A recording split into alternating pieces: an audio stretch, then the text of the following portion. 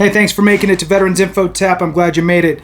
Today I wanted to talk to you about increasing your VA rating, whether it's one condition that you're trying to increase or your overall rating, which I guess if you only had one and whatever, you get it. Bottom line is that looking to increase your overall rating with the VA will subsequently increase your monetary monthly compensation payment as well. So your money goes up. You get, whatever, extra $500, $1,000, $1,500 per month, depending on how big that swing is. It's important stuff. Not only are you increasing your overall rating, there might be other benefits that come to you, either through the state, or maybe you hit that 100% and now your spouse and dependent children qualify for other benefits, which is a whole other video. But the bottom line is that there's a lot of reasons why you want to increase that rating. And like I said, subsequently increasing your monthly household income.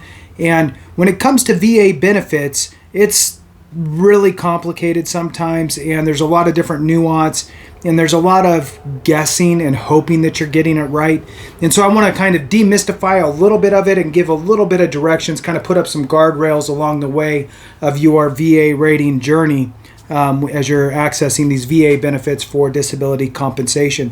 So this is not new benefits. This is something that's been around for a while, but sadly, many of us aren't aware, right? If you're watching this, you are probably aware, but there's 75% of us that, 70% of veterans are not accessing VA disability compensation. So to them, it would be a new VA benefit.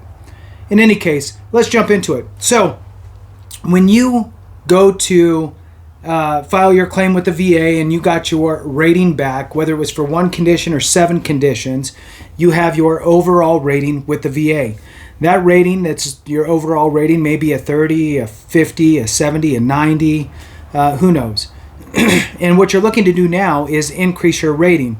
So there are several different ways that you could approach that. One would be, hey, I have a new condition that I have never filed before on, and I'm going to now try to file for this new service connectable condition and hopefully get rated for it and subsequently raise my overall VA rating for compensation, which equates to more money. Or another avenue could be, I have a condition that's gotten worse and it was rated at a 0% or a 10% or a 20%, and now I think it should be higher than that. Great, so you can file for an increase.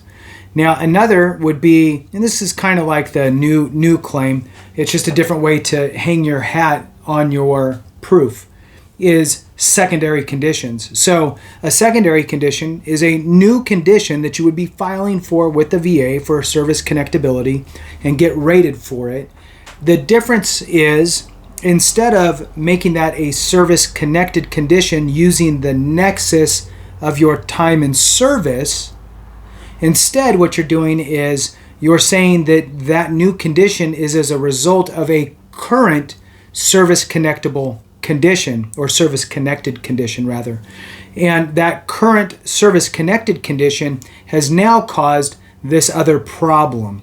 So your nexus is really that service connected condition that you are parlaying off of, right? Versus using a nexus as your time in service. So you're shifting the nexus piece, right? The connection. So those are your basic 3 kind of avenues.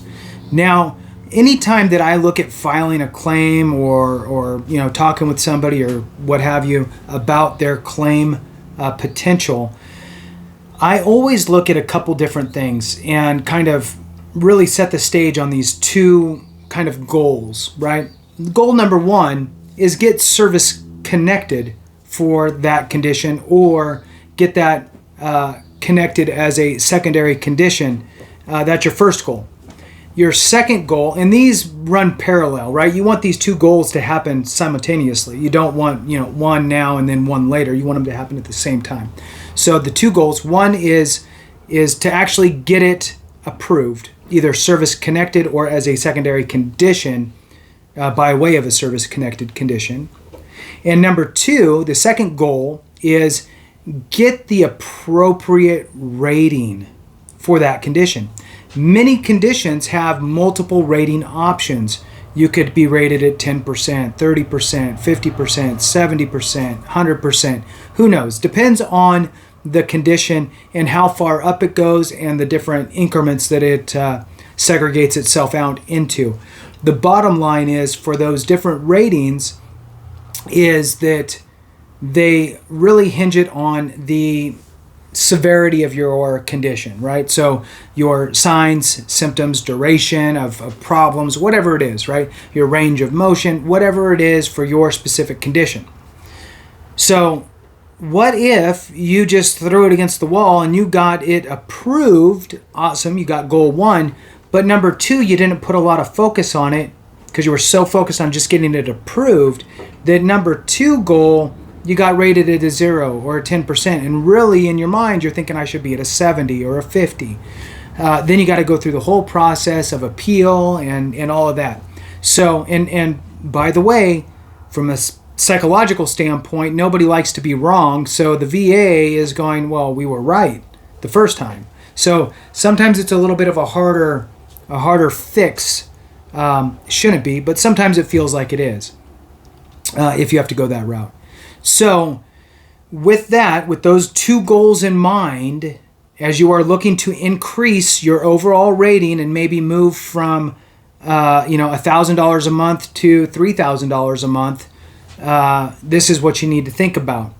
Now, whether you're looking for a new condition to be added, a secondary condition, or a increase of a current condition, those goals kind of always apply in one way or another, right? Now, you've already been approved for your service-connected condition, so that piece is kind of already taken care of for an increase. You're just looking to increase and get it to the appropriate rating.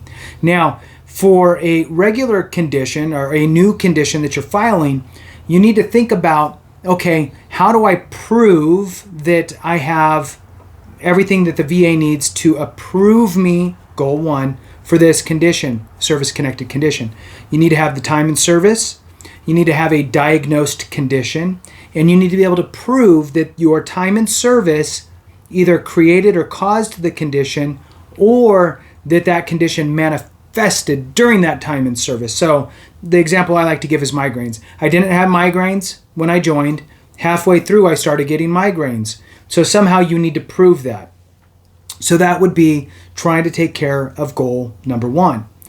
Now, if you're looking at a secondary condition, then you're not using that same methodology. Instead, you're going, okay, I have a diagnosed condition, I have a service-connected condition that caused this diagnosed condition, and now I need to prove to the VA that my service-connected condition has caused this condition.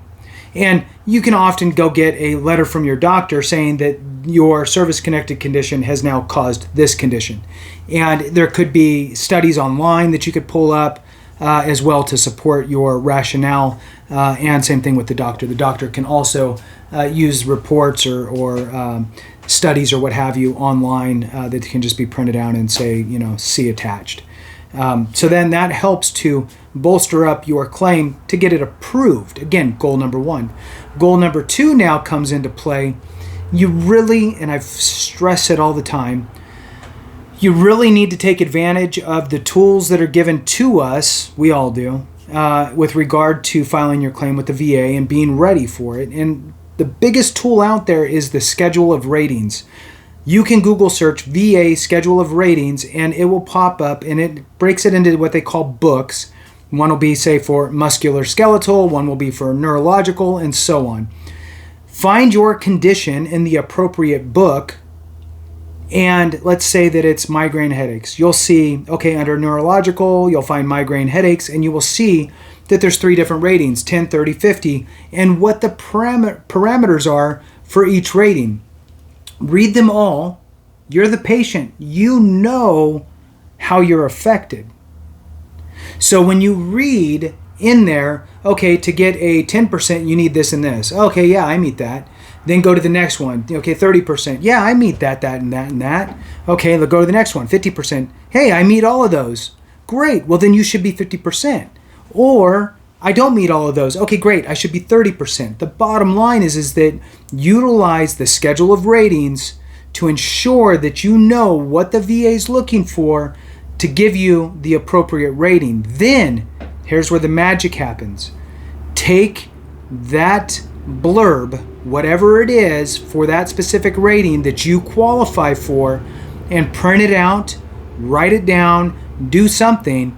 And best case, is take it to your doctor, have them put that in your medical records as you're getting seen for that condition. I suggest. And even more importantly, if you're gonna miss that, fine, you missed that. Then you at least need to take that information with you to your C&P exam. So that way, when you're at your C&P exam and they ask you, how are you feeling? How are these affected? What's going on here and what's going on there? You can refer back to that so to make sure that you don't forget anything. Because in some cases, if you miss one word, it could cost you a 20% swing on your overall rating, which could result to hundreds of dollars lost and missed from this VA benefit. So write it down or print it out or something, take it with you. Then, after your C&P exam is done, hand them that piece of paper so they can either file it along with all the paperwork, or they can just copy from it and make sure that it all gets in that C&P record, is my suggestion. So a lot of times that will help to ensure that you get the appropriate rating, you get increased the way that you want to get increased, and like I said, subsequently adding more money into your household. And the swings could be life-changing. I mean, you could see a swing that's a $1,500 swing, a $2,000 swing in some cases. Personally, I had one rating that I got back at a 0%. I redeveloped it, got all my information, threw it back at the VA as an appeal, and they came back with a 60% rating. So in some cases, you could see a dynamic swing in a dollar figure monthly. So please pay attention and make sure that you're developing your claim appropriately and using the information that the VA is giving us to make sure that not only are we getting our claims approved, but we're also getting the correct rating assigned. So with that, thanks so much for watching. I really appreciate you and all the support. Like, share, all that good stuff. Comment below if I missed anything. I really appreciate you. And remember, if we don't take care of each other, something went wrong.